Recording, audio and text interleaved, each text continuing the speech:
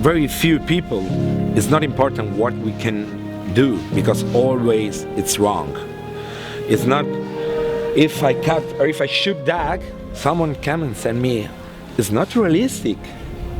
If dog cut me, it's not realistic. Yeah. So I think we don't need to look for keyboard warriors, smellers, or a few people that don't have the humanity, don't have the intelligence for think about, forgive, respect. I don't want that all people agree with us. It's not good point. I prefer always to have a different point. I prefer always to discuss with someone, because maybe give me a good point, a good idea, maybe find a critical point in my action, my drill, or in my system. This is good way, but I need that. I want something that is constructive, that is the main point is the respect.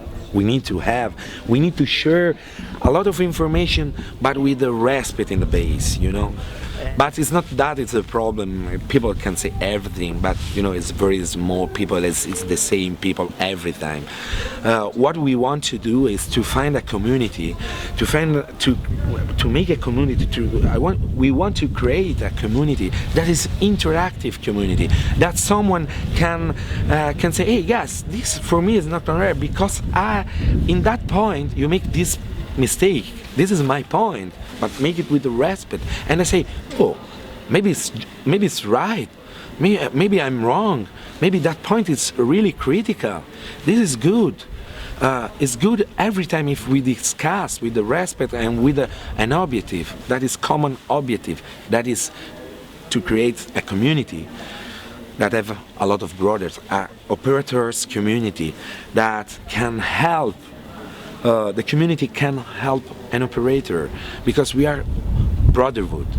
This is what I mean, what I'm looking for. I mean that if someone going in South Africa, we have some brother in South Africa can help that one, or in Alaska, or in another part of the world. I mean that if I have a good information to share, that maybe can save some lives during the field task, or in the field, or in a reality contest. If I had some problem in my work, I want to share my problem, because my problem maybe can save another life.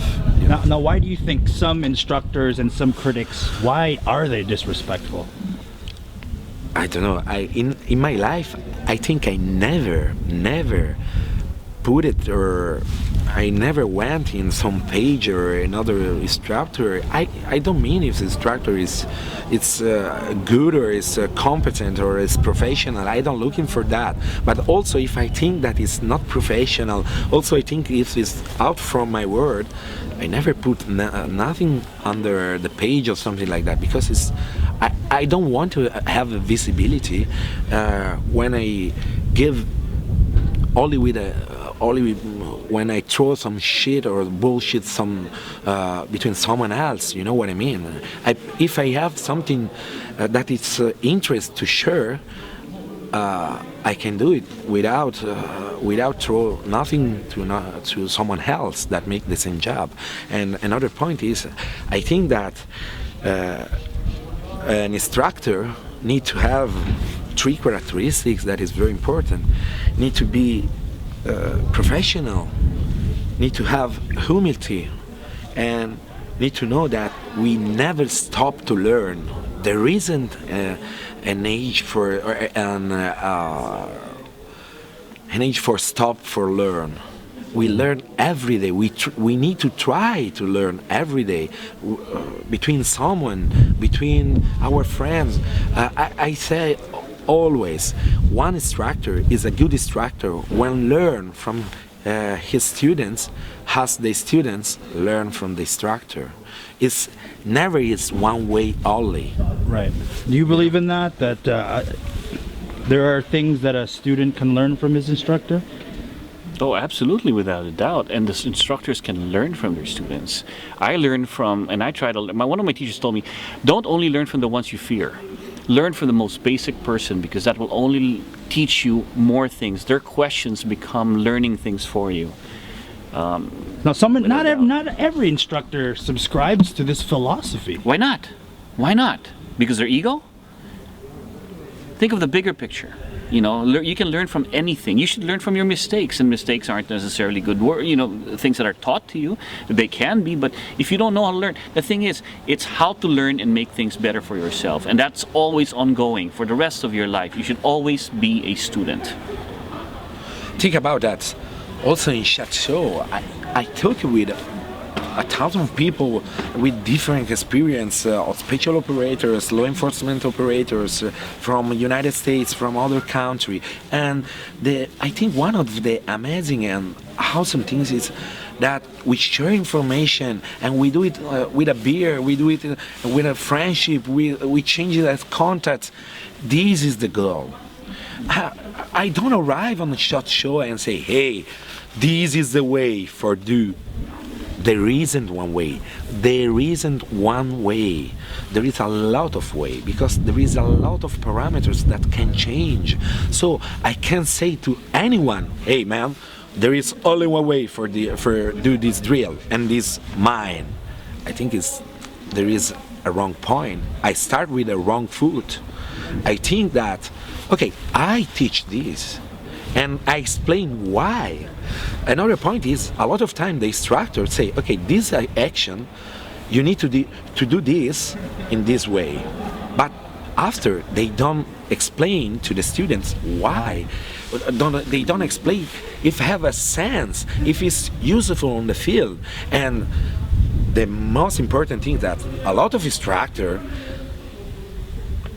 want or ask to the student to do something that they never applicate before in first person on the field.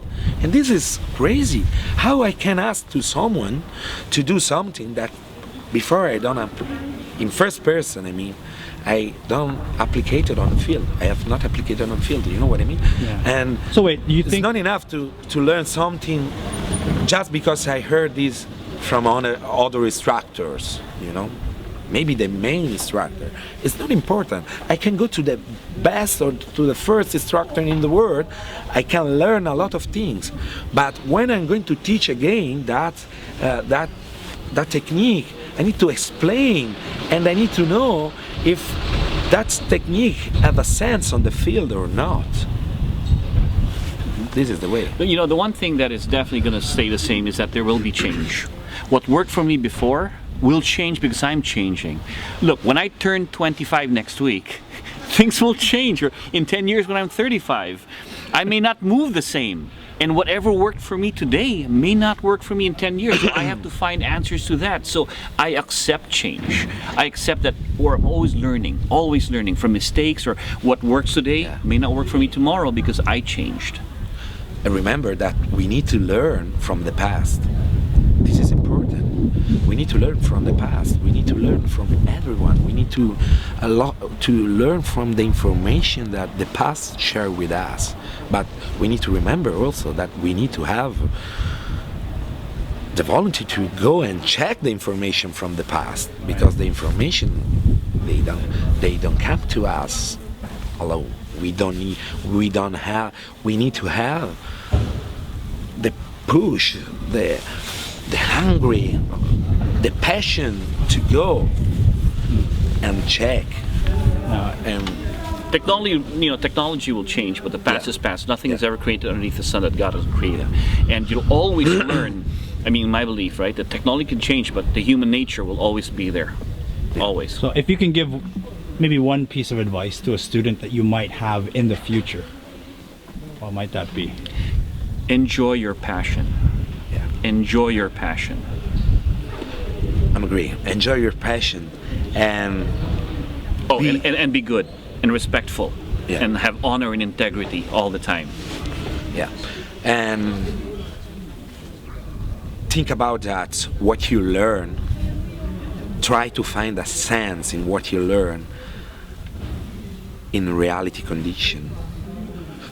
Try to find the reason why you train and which kind of train do you want, and remember the three questions: where we are, who we are, and what we need to do. So check it in your training if what you have learned is applicable on the field and have a logical sense or not. Stop to do something just because someone else do it before and maybe have a big name. It's not enough.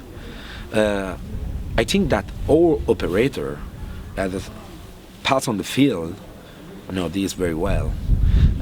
You can be training how you want. You can be in physical and psychophysical training, but there is a third parameters that is the main parameters, that is experience. All the first two need to pass to the third, the experience. This is my opinion.